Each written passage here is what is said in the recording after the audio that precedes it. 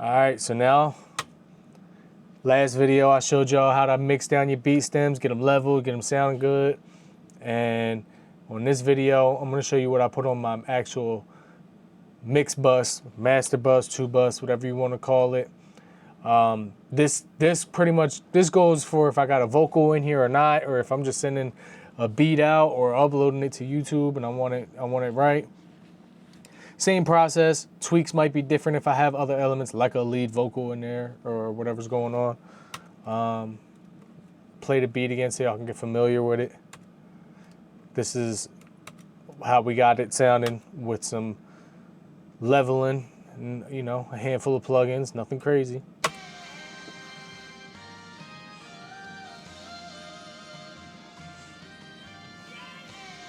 Keep that dub beat knocking.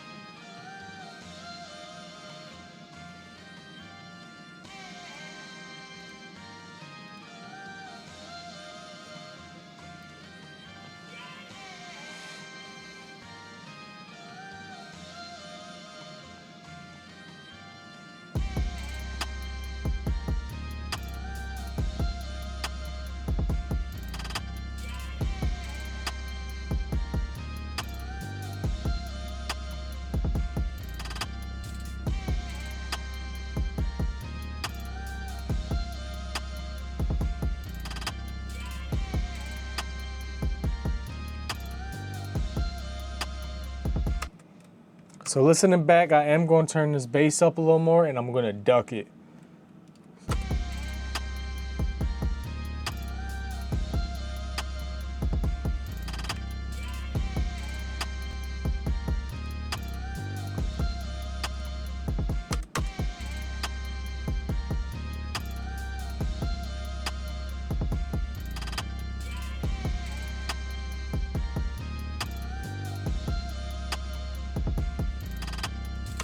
All right, now on to this 2 bus.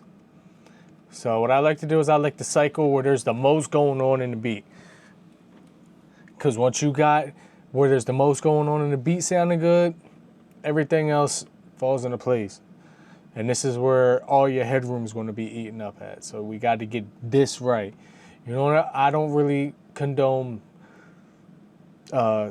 mix bus processing on quiet parts of the song, because then when other elements come in, everything that you thought you had hitting at the right levels kind of goes out the window.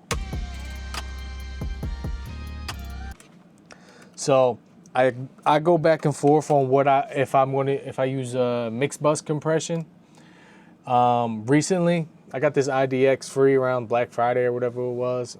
I really like how it sounds mix bus wise. So I've been digging this. So I like to crank it.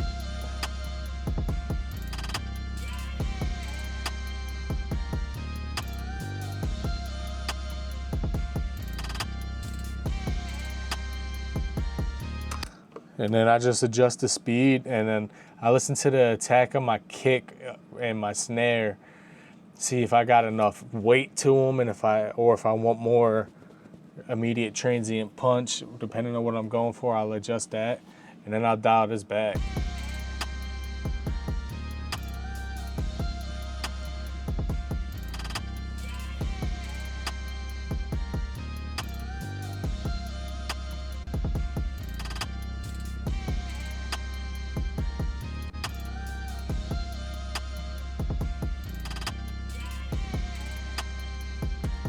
A little glue, you know what I'm saying? A little Elmer's. I've been using the Manny EQ.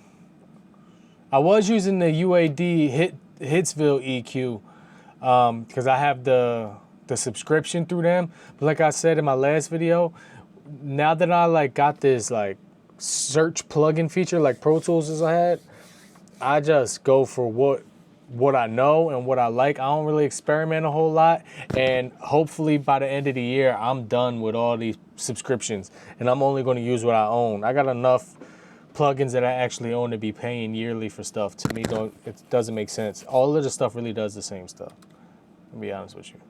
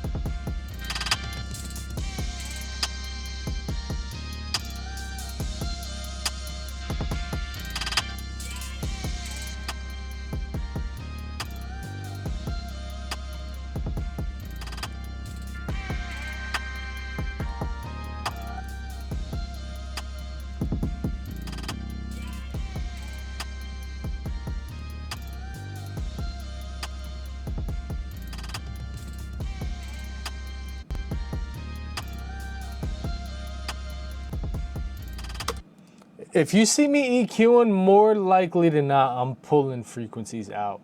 You got more room for error pulling things out than you do boosting. That's number one. Number two, a lot of times you're going to want to take away instead of add. If you have a raw beat and a raw session, most likely there's more in there than what you need. You need to take away so other elements can shine. It's not all about boosting. It's not about having 50 different saturators on your session. Like, let's take what we don't need out. Like, if you want a clean mix, take the stuff out, bro. I'm telling you. Learn your cuts. Learn what you don't like. Learn them bands, learn them frequencies to be able to hear them before you even go into an EQ. And I'm telling you to save you so much time. Running back and forth to the car, running to the AirPods. It's just going to save you time, bro. I'm trying to tell you.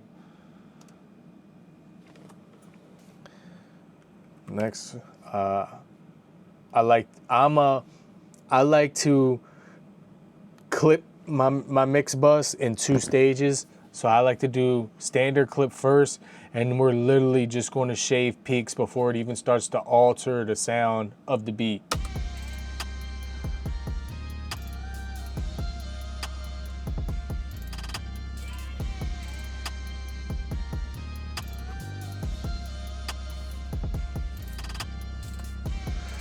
So why I think clipping is such a powerful tool is because especially on buses, sub buses or mixed buses, is you might like the way your kick sounds, you might like the way your snare sounds, you might like the way these certain elements is hitting, and you might have headroom there, but then your kick and your snare, you might have headroom down over here, and then you get to your buses and that headroom is in half, sometimes worse. You might be hitting -11 here, and as you see, we -7 and -17 and things like this. Like, that's because when certain elements hit at the same time, when they go through this summing bus, when they play simultaneously, it's eating that headroom up. So that you can get some of that back without actually affecting the actual sound if you just do it gently, and it's really only clipping when both of those elements are playing together. That's kind of like my dummy way of explaining it.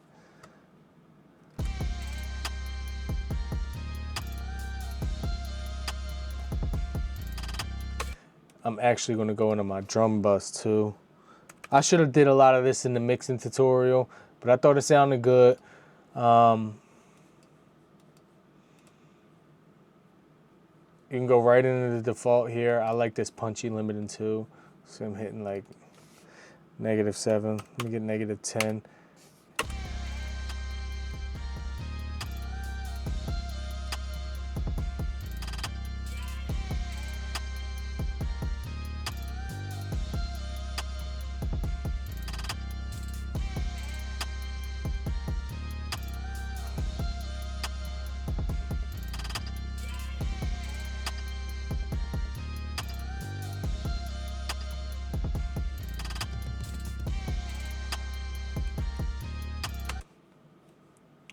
Back into the standard.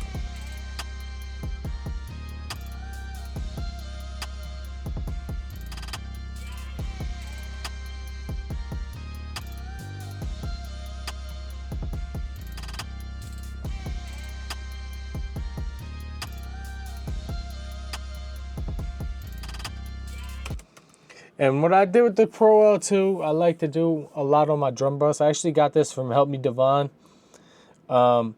Limit the drum bus instead of compressing it. Find you a limiter that you understand and that you know how to mess with the attack and release, because it's very important on the drum bus. You can't just slap a normal setting on or a limiter that doesn't allow you to adjust attack and release. You're going to want to mess with that. And you can get a good 3 dB back off of your drum bus without really changing the oomph of it. if you know how to mess with the attack and release. And that 3 dB of probably the loudest sub bus that you have, I mean, that's all the difference when it comes into this tube bus.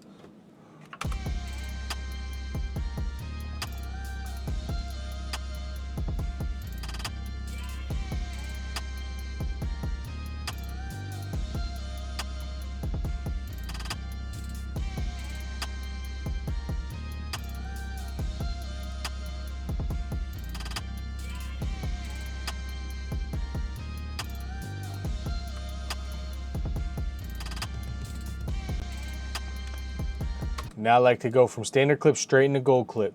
Same way you can layer compressors, where you might only, instead of putting like 6 dB of compression with one compression, you might split it up between 3 and 3.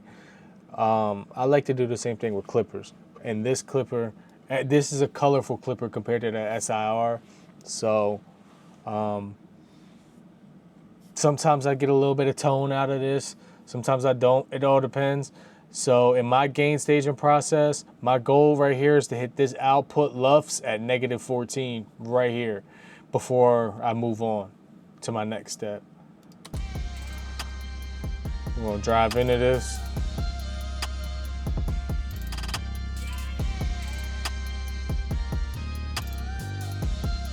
Bang, bang. Now see, you know, I'm gonna, this gold knob, this shit like Sasson, bro. I'm trying to tell you, you know, it sounds good on everything when it comes to mastering.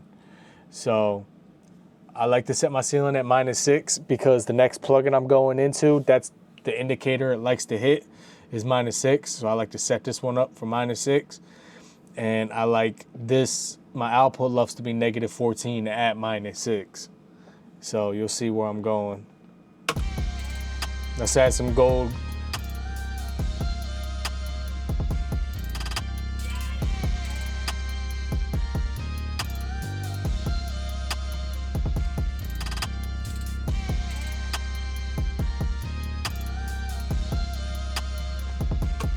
And then I like to use Alchemy because I feel like it kind of tucks that snare back in. When I use limiting on my drum bus, a lot of time it makes my snare a little too loud, especially if there's a lead vocal in there. So what I like to do is sometimes come over to this Alchemy, and it helps tuck that back in a little bit. So, and now for the final plugin, again, shout out Jason Joshua, we go God Particle. See, it likes to hit -6, so that's why I went in the gold clip at -6, and we go from there.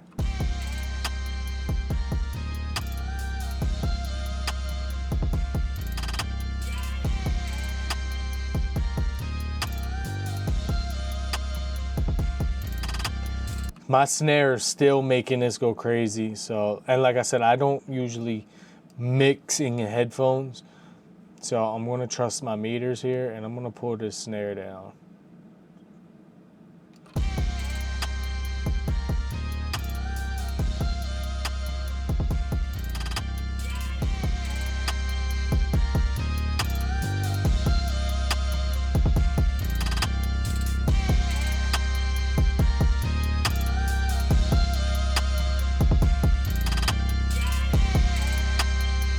And look, we done hit -7.5 LUFS. I'm barely tapping my limiter.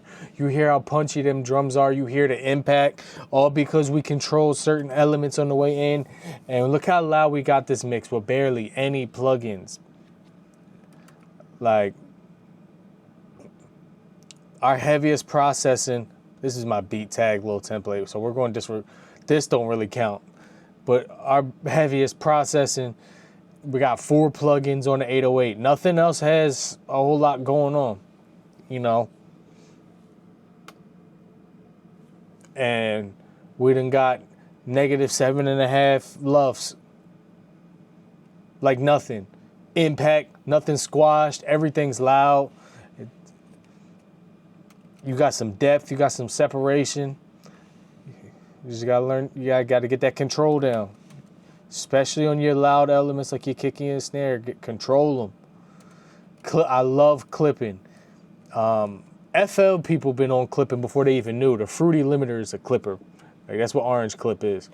Like, if you know what clipping is and you know how to use it judiciously and you know how to work it, loud mixes isn't a problem for you. Now, punchy mixes, different story. But hey, until next time.